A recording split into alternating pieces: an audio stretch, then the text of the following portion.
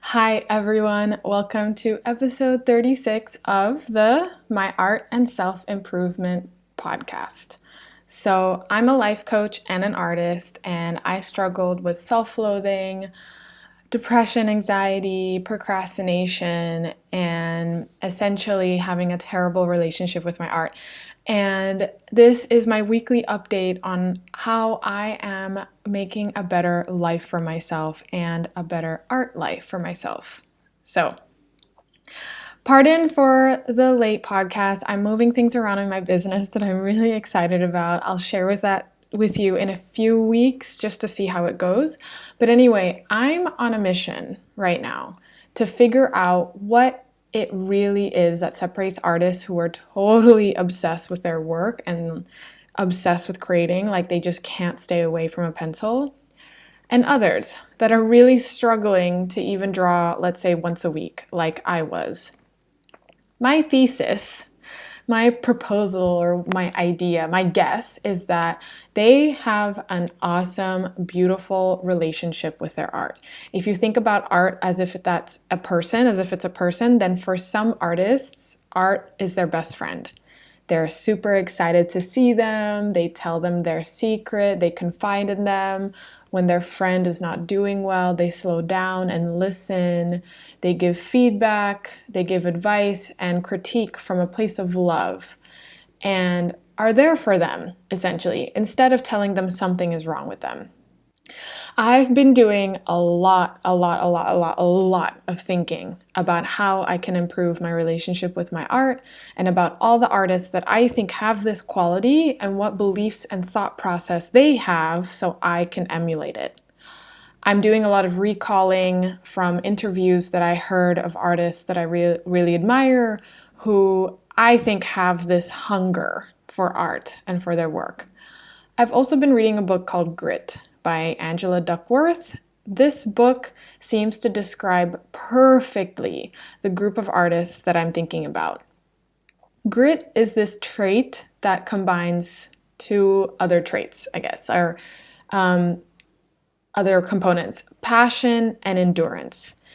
Grit is this dogged perseverance towards a vision, one vision, and never stopping until you realize that vision.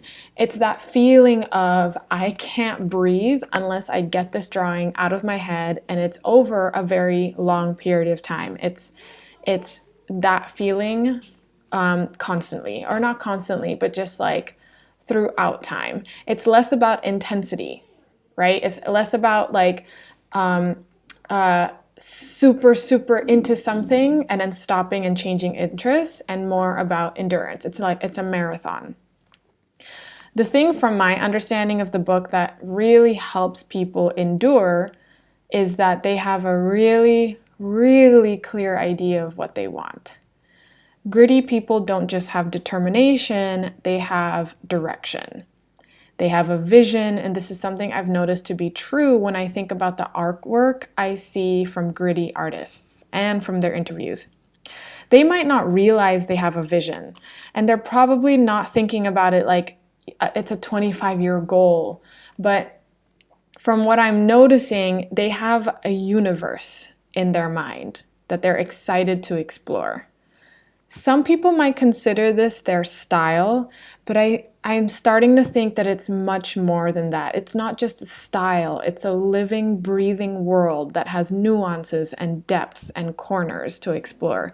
And I don't mean universe literally. Like, I don't mean the artist that I'm thinking about who has this grit and this passion. They're not all concept artists who create different facets of this universe where there's a detailed drawing of what the grass looks like.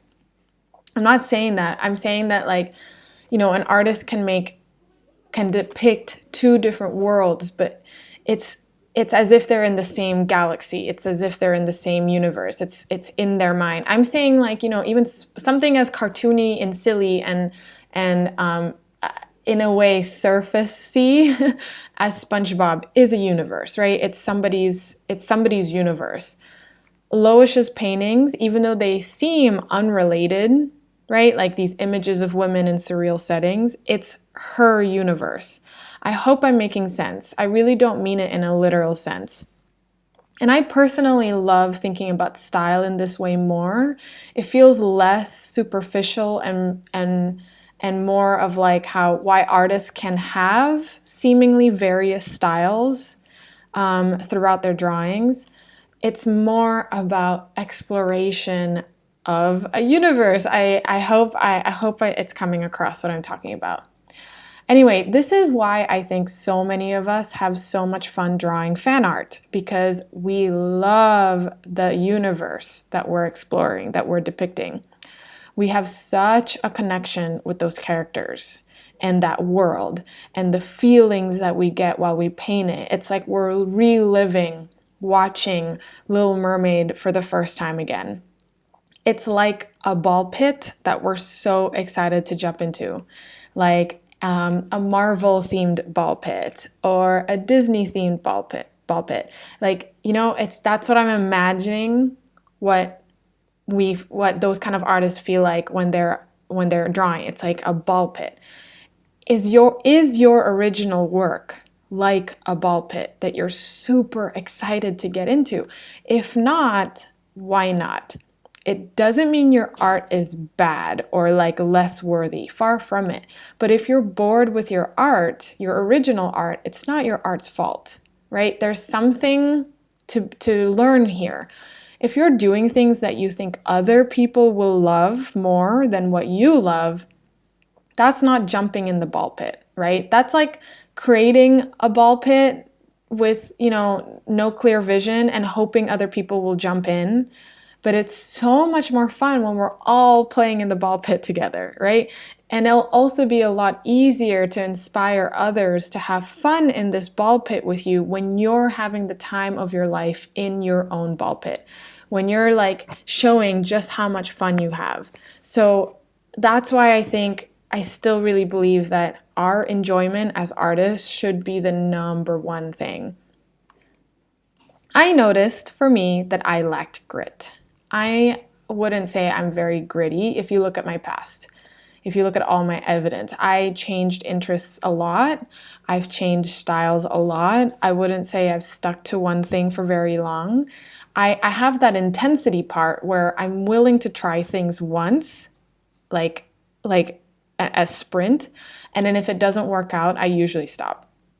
I think I have the passion part, right? Where I get really obsessed about something and it consumes me for a period of time, but I don't have that endurance and perseverance part when things get hard, which I'm working on. I'm working on cultivating that. I'm thinking of 3 successful artists who had the circumstance as they were, growing their art or exploring their work, where their teachers or professors said that their work is not good, that they're not going to succeed, that this is not real art, that this is not going to get them a job, like nobody wants to see this, that they won't get anywhere with it. And that must not have been easy, right? Like that must not have been easy to hear, but they kept going. That must have been really hard to hear, but they kept going anyway. And I can imagine how if you had a vision, right, of a world that you're hungry to explore and it's exciting, it makes it a lot easier to keep going. It's like, okay, I get it. I know that you say this is not good, but I just have to see what comes out. I just have to know what's there. But yes, it's possible too that, if we really listen to those teachers, if we don't have the perseverance and the endurance part, we just be like, oh, okay, I guess this is not a world worth exploring. I like my work much more than I used to, for sure. It's not quite yet that ball pit I'm dying to get into. But I think that's even starting to change just in the last couple days. But I believe that it was me getting a bit comfortable. And there's nothing wrong with that, right? There's nothing wrong with doing things that you're comfortable in. And at least for me, when I was like getting back into art, I really had to start out with things that I was comfortable with. I had to like kind of just let myself just do the comfort zone stuff and be totally unjudgmental of myself and just let myself just enjoy it. just enjoy it at that stage. But I think I am getting kind of bored. Like, I feel like I haven't challenged myself to explore some newer territories. It doesn't mean I'm going to draw things I don't want to draw, just for the sake of improving there, and just to like I don't know, get like reach this kind of level of perfection or something as artists. I think it's more about doing things that I want to do, but I've been a bit afraid of doing. Things that I want to do and I'm afraid of failing. I've been thinking a lot about what my vision is, right? What is it that really fascinates me and inspires me? And what would make my eyes light up if I were to work on it? I've just been asking myself, what would I be super interested in exploring? What would I make if no one saw it? What would I make just for my own curiosity? And I really encourage you to ask yourself these questions too. Like, what is it that makes you kind of go like, oh my God, like that's so good. And I think there's a huge difference, and notice yourself here, like when you're looking at artwork that you really like, there's a huge difference between like really appreciating artwork and thinking, wow, that's really cool and that's impressive, like that takes skill, and just like a level of respect, versus being like, whoa, that is cool. It's another level, I guess. I've just had to really notice that, because I used to have like such shiny object syndrome, where anytime I think I saw something that was really impressive, I would immediately go like, oh, I have to do that too. But no, like I'm now trying to be really, really, really careful about what is it that really lights me up? What is it that really fascinates me? That like, it's almost as if it makes everything else disappear, right? It's like, it's that feeling where like, I don't even care if somebody likes it or not. This fascinates me.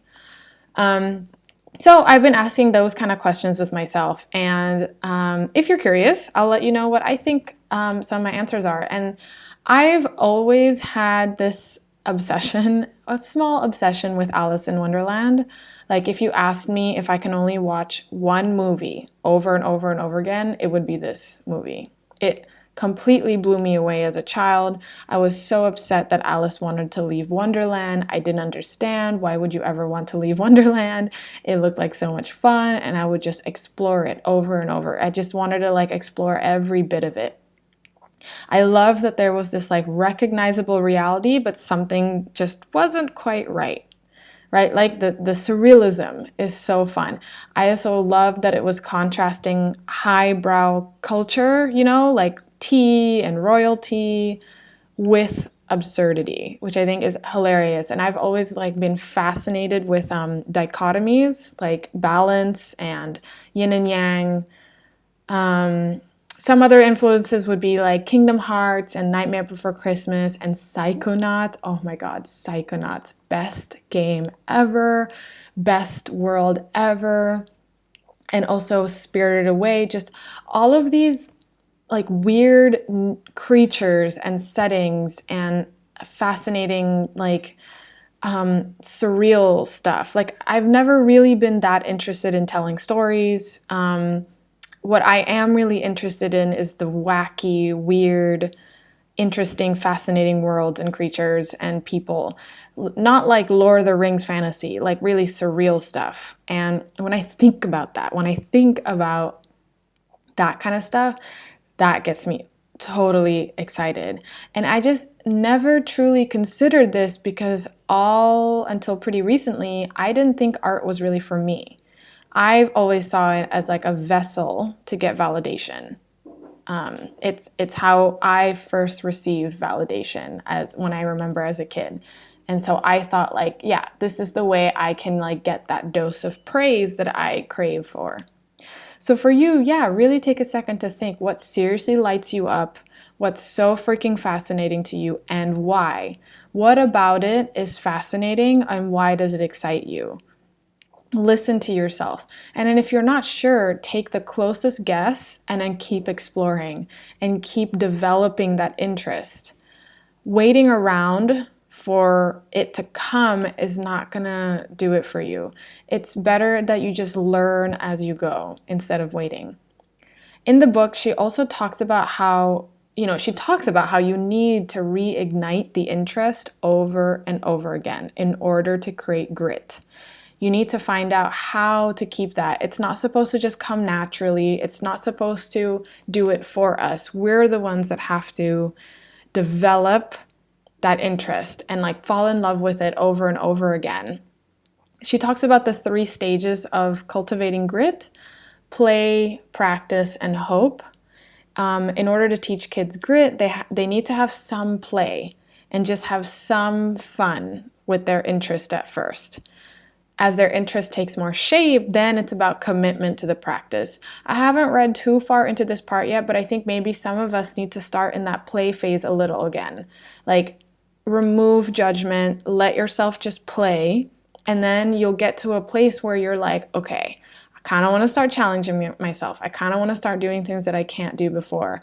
I can see, again, how a really strong vision that forms after some play gives us the drive and desire to do some of the maybe more challenging practice and more of the monotonous practice and doing stuff that's worth doing even if it's boring, let's say, right? Like right now, I've been starting to do figure drawings again, like gesture drawings. There's some awesome YouTube videos where they have models who pose for like 1 minute, 2 minute, and 5 minute. And I've been pretty much doing that again, just like in school. And yeah, it can get kind of tedious or boring, but at the same time, really fun and exciting because I'm learning stuff again. I just remember that the most confident I had ever been as an artist was when I felt really confident in my gesture drawing skills, that I felt like every time I walked into one of those figure drawing sessions, I felt really confident that I knew I was going to create good work. And that was really like the peak of my confidence. So I want to get back there. I want to feel really confident in my gesture drawing again, in my figure drawing. So that's what I'm doing, even though it's a lot of 1 minute, 2 minute drawings that aren't going to end up, I'm not going to end up posting it. I mean, I'll probably share some of it, but it's not going to be, it's going to be a lot of stuff that's not going to be shown to any people. And it's worth it, right? And I am learning to enjoy it. Anyway, I feel like I'm uncovering the vision, and I'm starting to feel it where you're like getting really excited to do art. Sorry, that was I was like in another world for a second. But anyway, so I'll tell you more about how it goes in the next episode. All right, guys, thanks so much for listening. If you're looking for one-on-one help, if you're having fun, if you're, I'm just really excited to get drawing. If you need some help to learn how to have fun, to become obsessed with your work, to stop procrastinating, to love your work, please, I have breakthrough calls, free breakthrough calls that you can get on. I don't know why. This is so funny to me. Anyway, all right. Thanks, guys. I'll talk to you later. Bye.